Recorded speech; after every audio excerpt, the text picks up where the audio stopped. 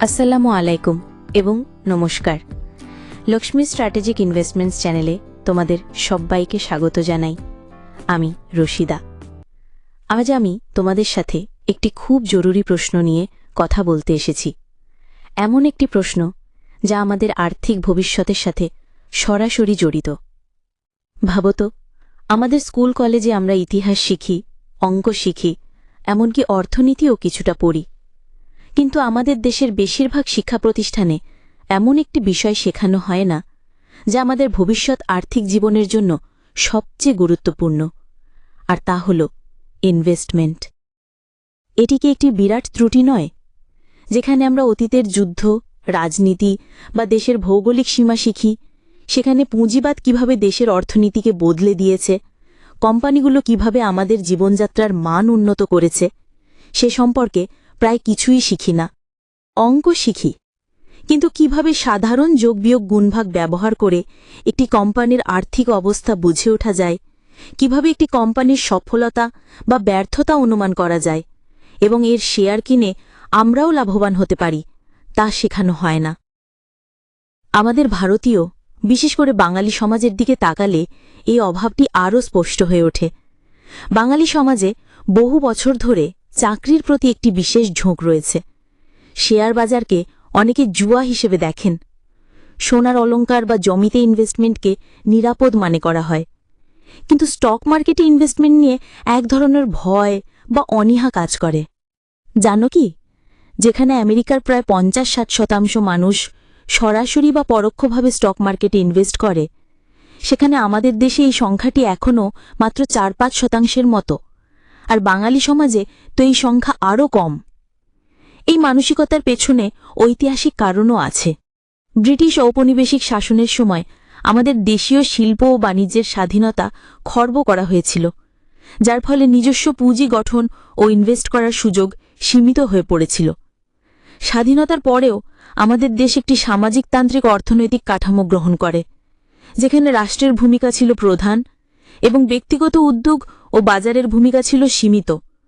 এর ফলে ইনভেস্টমেন্ট এবং ব্যক্তিগত সম্পত্তির বৃদ্ধি নিয়ে এক ধরনের অনীহা বা ভুল ধারণা তৈরি হয়েছিল।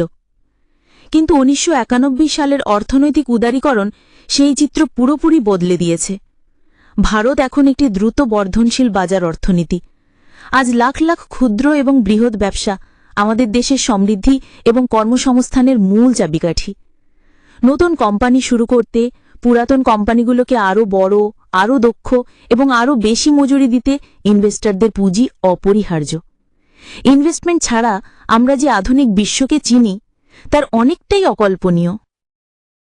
আমাদের নিজস্ব ইতিহাসই প্রমাণ করে যে অর্থনৈতিক স্বাধীনতা এবং মুক্ত উদ্যোগ কতটা জরুরি।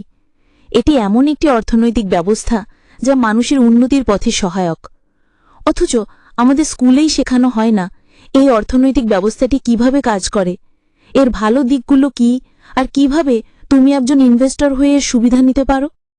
বিশ্বাস করো, ইনভেস্টমেন্ট দারুণ মজাদার। এটি খুবই আকর্ষণীয় একটি বিষয়। এটি শেখা একটি দারুণ অভিজ্ঞতা হতে পারে, যা কেবল আর্থিক নয়, বৌদ্ধিকভাবেও তোমাকে সমৃদ্ধ করবে। এটি তোমার বাকি জীবনের সমৃদ্ধির পথ খুলে দিতে পারে। অথচ দুঃখজনকভাবে বেশিরভাগ মানুষ মধ্যবয়সে পৌঁছানো পর্যন্ত ইনভেস্টমেন্টের রহস্য বুঝতে শুরু করে না। যখন তাদের বয়স বেড়ে যায়, দৃষ্টিশক্তি কমতে শুরু করে, তখন তারা স্টক মার্কেটে ইনভেস্ট করার সুবিধা কি সেটা বুঝতে পারে এবং আফসোস করে, ইস, যদি আগে জানতাম।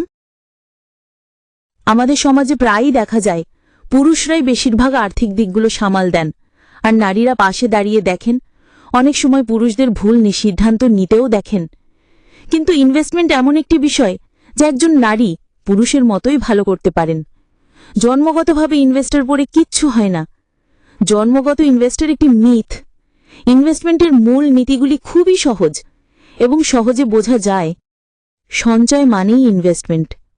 যে টাকা তুমি বাড়িতে পিগি ব্যাংক বা মাটির ভাড়ে রেখে দাও তা ইনভেস্টমেন্ট হিসেবে গণ্য হয় না, কিন্তু যখনই তুমি টাকা ব্যাংকে রাখো বা কোনো একটি বন্ড কেনো বা কোনো কোম্পানির শেয়ার কেনো, তুমি ইনভেস্ট করছো।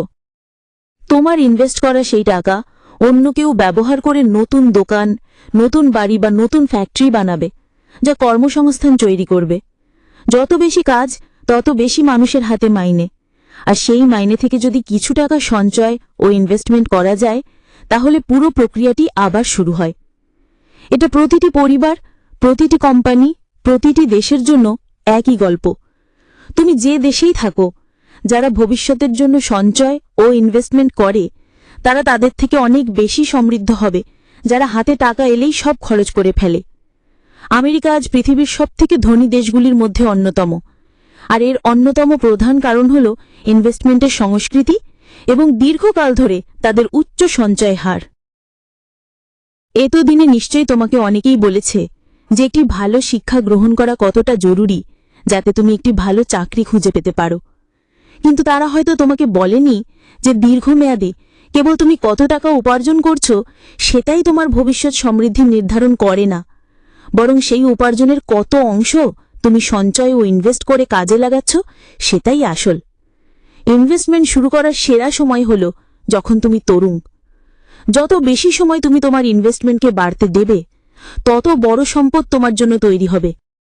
মানুষ এখন অনেক বেশি দিন বাঁচছে, তার মানে খরচও দীর্ঘ সময় ধরে চলবে এবং সময়ের সাথে বাড়তে থাকবে। যদি একজন ব্যক্তি 65 বছর পর্যন্ত পৌঁছান তাহলে তার পক্ষে 85 বছর পর্যন্ত বাঁচার একটি ভালো সম্ভাবনা আছে, আর যদি তারা 85 বছর পর্যন্ত বাঁচেন তাহলে তাদের মধ্যে 95 বছর পর্যন্ত পৌঁছানোরও একটি ভালো সম্ভাবনা আছে। তাদের জীবনযাত্রার ব্যয় মেটাতে অতিরিক্ত অর্থের প্রয়োজন হবে এবং এটি পাওয়ার সবচেয়ে নিশ্চিত উপায় হল ইনভেস্টমেন্ট।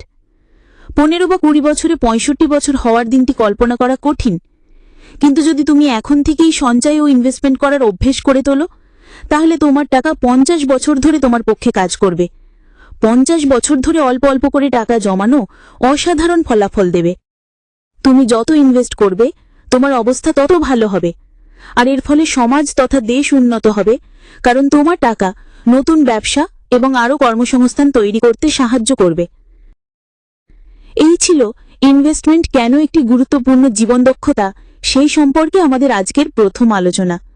আমি আশা করি এই ভিডিওটি তোমাদের মনে নতুন করে চিন্তাভাবনার বীজ বুনতে পেরেছে। লক্ষ্মী স্ট্র্যাটেজিক ইনভেস্টমেন্টস চ্যানেলে এটি কেবল শুরু। আমরা এই চ্যানেলে একটি সম্পূর্ণ শিক্ষামূলক সিরিজ শুরু করতে চলেছি, যেখানে একদম স্টক মার্কেটের ইতিহাস থেকে শুরু করে আধুনিক শেয়ার বাজার পর্যন্ত প্রতিটি খুঁটিনাটি বিষয় ধাপে ধাপে শেখানো হবে।